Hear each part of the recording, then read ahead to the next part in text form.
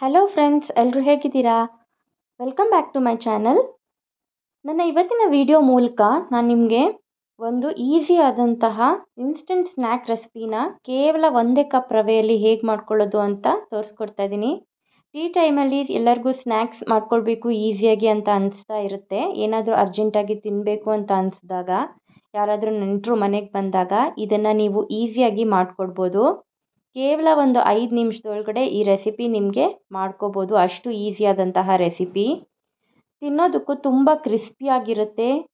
ಚಳಿಗಾಲದಲ್ಲಂತೂ ತುಂಬ ಚೆನ್ನಾಗಿ ಇದನ್ನು ಕ್ರಿಸ್ಪಿಯಾಗಿ ತಿನ್ಬೋದು. ಮಕ್ಕಳು ಕೂಡ ತುಂಬ ಇಷ್ಟಪಡ್ತಾರೆ. ಇದನ್ನು ಹೇಗೆ ಮಾಡ್ಕೊಳ್ಳೋದು ಅಂತ ನಾನು ತೋರಿಸ್ಕೊಡ್ತೀನಿ.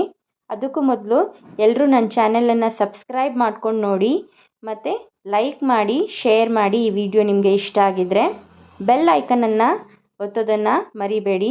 ಬನ್ನಿ ಹೇಗೆ ಮಾಡೋದು ಅಂತ ನಾನು ತೋರಿಸ್ಕೊಡ್ತಾ ಇದ್ದೀನಿ. ಮೊದಲಿಗೆ ನಾನಿಲ್ಲಿ ಒಂದು ಪಾತ್ರೆ ತೊಗೊಂಡಿದ್ದೀನಿ. ಇಲ್ಲಿ ನಾನು ಒಂದು 7-8 ಟೀ ಸ್ಪೂನ್ ಆಗುವಷ್ಟು ಎಣ್ಣೆಯನ್ನು ಹಾಕ್ಕೊಳ್ತಾ ಇದ್ದೀನಿ. ಮತ್ತು 1 ಟೀ ಸ್ಪೂನ್ ಆಗುವಷ್ಟು ಸಾಸಿವೆ, 1 ಟೀ ಸ್ಪೂನ್ ಆಗುವಷ್ಟು ಜೀರಿಗೆ, ಮತ್ತು 1 ಟೀ ಸ್ಪೂನ್ ಆಗುವಷ್ಟು ಬಿಳಿ ಎಳ್ಳನ್ನು ತೊಗೊಂಡಿದ್ದೀನಿ. ಇದು ಸ್ವಲ್ಪ ಎಣ್ಣೆ ಕಾಯಬೇಕು. ನಂತರ ಇದನ್ನು ಸ್ವಲ್ಪ ಒಂಚೂರು ಎಣ್ಣೆಯಲ್ಲಿ ಫ್ರೈ ಮಾಡ್ಕೊಳ್ಬೇಕಾಗತ್ತೆ. ಏನು ಕಲರ್ ಚೇಂಜ್ ಆಗೋದು ಬೇಡ. ಜಸ್ಟ್ ಒಂದು 2 ಮಿನಿಟ್ಸ್ ನೀವು ಈ ಥರ ಕೈ ಆಡಿಸ್ಕೊಂಡ್ರೆ ಸಾಕಾಗತ್ತೆ.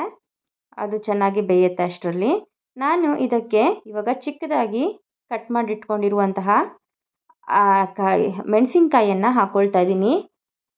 ಇದನ್ನು 2 ತೊಗೊಂಡಿದ್ದೀನಿ ನಾನಿಲ್ಲಿ. ಇದನ್ನು ತಿನ್ನಾಗಿ ನೀವು ಕಟ್ ಮಾಡಿಕೊಂಡು ಹಾಕ್ಕೊಳ್ಬೇಕು.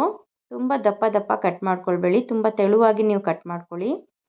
ಮತ್ತು ನಾನು ಇಲ್ಲಿ ಕರಿಬೇವನ್ನು ಕೂಡ ಚಿಕ್ಕದಾಗಿ ಕಟ್ ಮಾಡ್ಕೊಂಡಿದ್ದೀನಿ. ನಾನು ಒಂದು 5-6 ಎಲೆಯನ್ನು ತಗೊಂಡು ಅದನ್ನು ಚಿಕ್ಕದಾಗಿ ಕಟ್ ಮಾಡಿಕೊಂಡು ಹಾಕ್ಕೊಳ್ತಾ ಇದ್ದೀನಿ. ಇದನ್ನು ಕೂಡ ನೀವು ಇದರಲ್ಲಿ ಚೆನ್ನಾಗಿ ಫ್ರೈ ಮಾಡ್ಕೊಳ್ಬೇಕಾಗತ್ತೆ. ಒಂದು 2 ನಿಮಿಷ ಇದು ಸ್ವಲ್ಪ ಫ್ರೈ ಆದ ನಂತರ ನಾನು ಇದಕ್ಕೆ ಇವಾಗ ನೀರನ್ನು ಸೇರಿಸ್ಕೊಳ್ತೀನಿ. ನಾನಿಲ್ಲಿ 1 ಕಪ್ ರವೆ ತೊಗೋತಾ ಇದ್ದೀನಿ. ಅದಕ್ಕೆ ನಾನು 2.5 ಕಪ್ ಆಗುವಷ್ಟು ನೀರನ್ನು ಆ್ಯಡ್ ಮಾಡ್ಕೊಳ್ತಾ ಇದ್ದೀನಿ. ನಾನು 2.5 ಕಪ್ಪು ನೀರಿಗೆ 1 ಕಪ್ ಆಗುವಷ್ಟು ರವೆಯನ್ನು ತೊಗೋತಾ ಇದ್ದೀನಿ. ಇದು ಕರೆಕ್ಟಾದ ಕನ್ಸಿಸ್ಟೆನ್ಸಿ. ನಿಮಗೆ ಕರೆಕ್ಟಾಗಿ ಇದನ್ನು ಮಾಡಿದ್ರೆ ನೀವು ಪರ್ಫೆಕ್ಟ್ ಆದಂತಹ ಸ್ನ್ಯಾಕ್ಸ್ ರೆಡಿ ಆಗುತ್ತೆ. ಮತ್ತು ನಾನಿಲ್ಲಿ ಉಪ್ಪನ್ನು ಸೇರಿಸ್ಕೊಂಡಿದ್ದೀನಿ. 1 ಟೀ ಸ್ಪೂನ್ ಆಗುವಷ್ಟು ಉಪ್ಪನ್ನು ಕೂಡ ನಾನು ಸೇರಿಸ್ಕೊಂಡು ಲಿಡ್ ಕ್ಲೋಸ್ ಮಾಡಿ ಇಟ್ಕೋತಾ ಇದ್ದೀನಿ.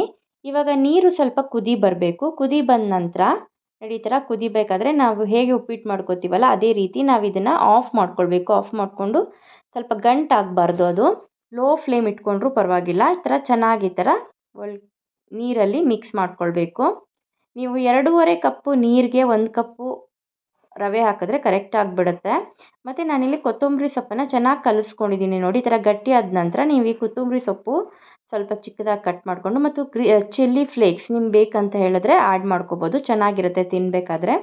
ಇದನ್ನು ನೀವು ಮತ್ತೆ ಇದನ್ನು ತಿರುವಾಕೋಬೇಕಾಗತ್ತೆ. ಈ ಥರ ಚೆನ್ನಾಗಿ ನೋಡಿ, ಇಷ್ಟು ಗಟ್ಟಿಯಾಗಿ ಬರಬೇಕು.